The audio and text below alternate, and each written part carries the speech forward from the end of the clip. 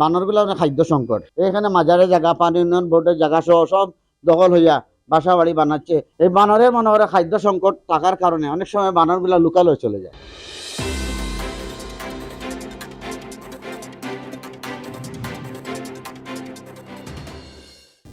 এই মাজারটা হইল হজরত চাষবি রহমতুল্লাহ আলাইহি, উনি শাহজালাল সাফরান, উনি একসাথে ওনারা ইয়ামেন থেকে আসছেন। উনি হলেন হজরত চাষবি রহমতুল্লাহ, উনি হইলেন ভূতত্ত্ববিদ। উনি যদি মক্কার মাটি সিলেটের মাটির সাথে যদি মিল না হইতো তাহলে ওনারা এই দেশে আর ইসলাম প্রচার করতেন না। আমাদের দেশে যখন আইসা এই মাটিটা মক্কানগরের মাটির সাথে যখন মিল হওয়ার কারণে ওনারা ইঙ্গিত দিলেন যে এখানে ইসলাম প্রচার করবেন।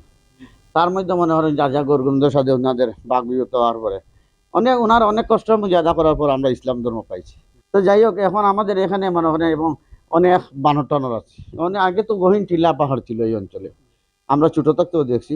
কিন্তু এখন মনে করেন লোকজন বাসা বাড়ি বাড়তেছে, গণবসতি হইতেছে, যার জন্য এখানে অনেক গাছপালা টিলা পাহাড় বিলীন হয়ে যাচ্ছে।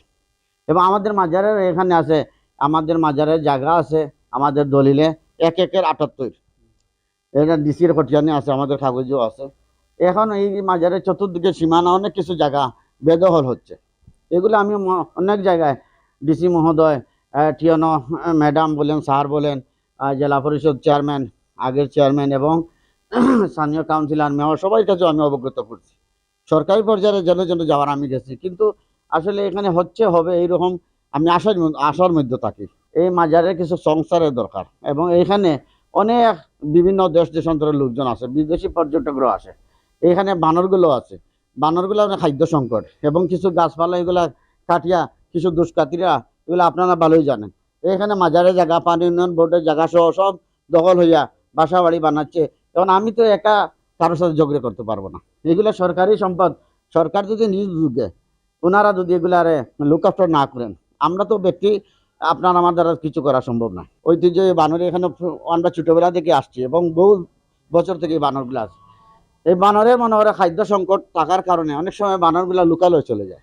তো লুকালয়ে যাওয়ার কারণে অনেক সময় দেখা যায় কিছু মানুষের মানে আদর যত্ন করে চিপ চাপ ইত্যাদি ইত্যাদি ভালো জিনিস খাওয়ানোর কারণে বানরগুলো এই যে মনে করে স্কুল যাত্রী ছেলে মেয়ের হাতে খাবার দেখলে এগুলো মনে করে ওদের জন্য নিয়ে আসে।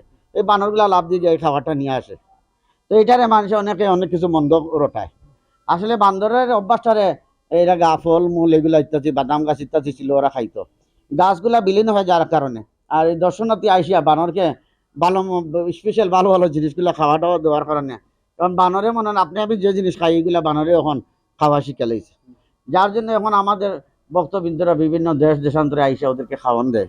এর জন্য বানর এখন এই আপনার আমার সাথে ওরা মিলে যাওয়ার কারণে এখন মনে করে অনেক কিছু রটায়, মিথ্যাও রটায়। আর মনে করে বানর কিছু লুকালয়ে যাওয়ার কারণ হইলো বানরের খাদ্য ঘাটতি। আসলে আমি হইলাম ওয়াকফ প্রশাসনে আমাকে এই স্টেটের মতল্লি বানাইছে, আমি সরকারিভাবে এটার দায়িত্ব আছি ওয়াকফ স্টেটের মতল্লি। বাট এটা আমার তো রক্ষণাবেক্ষণের দায়িত্ব, এগুলো মাজার লোকজন আসলে আমি একটু সেবা যত্ন করতাম বা এই যাস বা মানুষের নামাজের দাওয়াত দিতাম বা কারে খাবে দোয়া দূর পড়বে নামাজ পড়বে, এটা বলো আমার তো বানর দেখার তো দায়িত্ব আমার নাই। তারপরও আমি আমার সাধ্য মতো বানরকেও মাঝে মধ্যে খাবার দিই। আমি পরিপূর্ণ নয়,